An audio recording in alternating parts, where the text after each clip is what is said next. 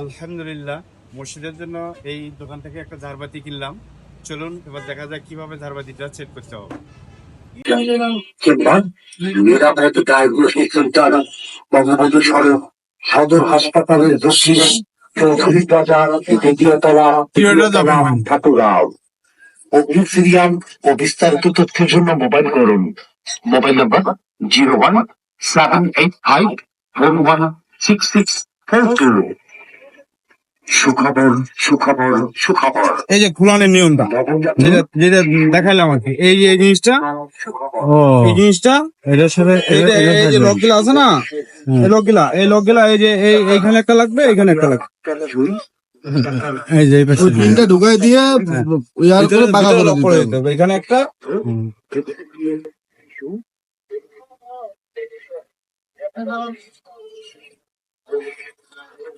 দুইটা পিন ঢুকাই দিয়ে লক করে দিতে হবে। কোনো কিছু নেই, এখানে ঢুকাই দিয়ে হয়। ফুটা করা আছে, ফুটা গুলাতে লাগাই দিতে হবে।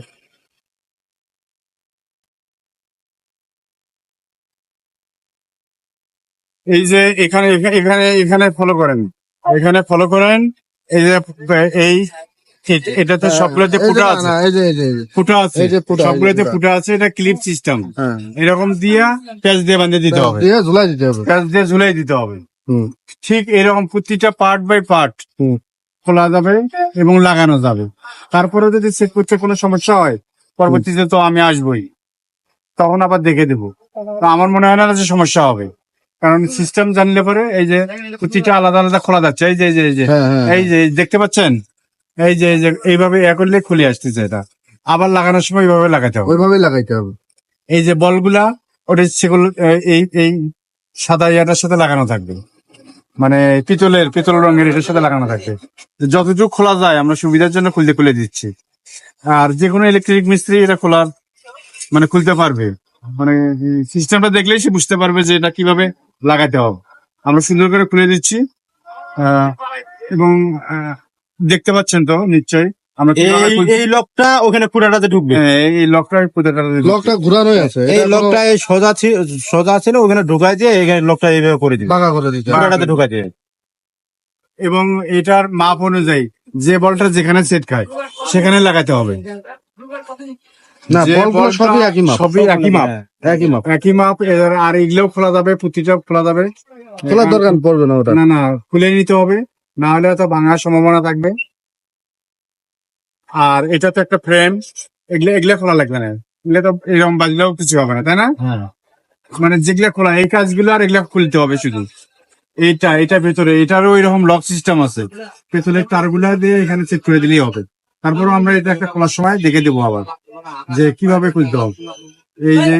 এই যে এখানে একটা এই যে পিনের মতো দেওয়া আছে, এটা এদিক দিয়ে ভাঁজ করে দিতে হবে খোলার সময়, এবং এদিক দিয়ে ভাঁজ করে দিলে এটা আটকে যাবে।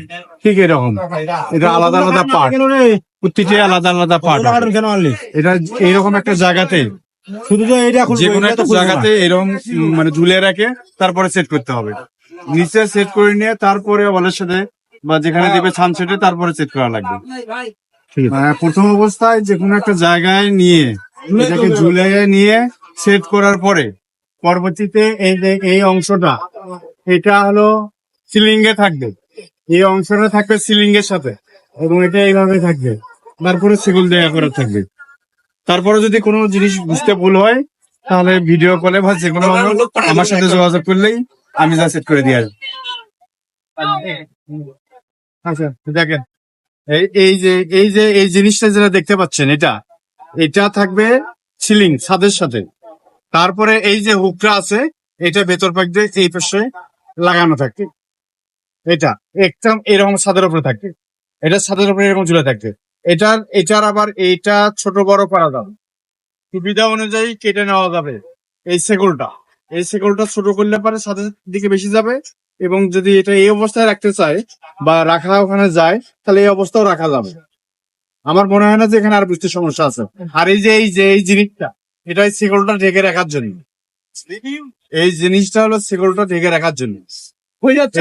এটা খুলেও ফেলাতে পারেন, অথবা লেগে রাখলে পরে এটা ময়লা হবে না। এটা সিকিউরিটি থাকবে। তবে সৌন্দর্যের জন্য যদি খুলে রাখতে হয় খুলে রাখবেন, আর যদি এটা রাখলেও ভালো দেখা যায় তাহলে এটা রাখিয়ে দিয়েন সাথে। আর এটা ঝুলে নেওয়ার পরে যে বলগুলো থাকবে বলগুলো এভাবে লাগালেই হবে। আমরা চেষ্টা করতেছি এই অবস্থায় দেওয়ার জন্য, যাতে এই জিনিসগুলো খুলে লাগাইতে একটু সমস্যা হবে, যার কারণে এই অবস্থায় দেই। আশা করা যাচ্ছে ভাঙবে না, আমরা সেই ব্যবস্থা করে দিচ্ছি। ঠিক আছে, আল্লাহ হাফেজ।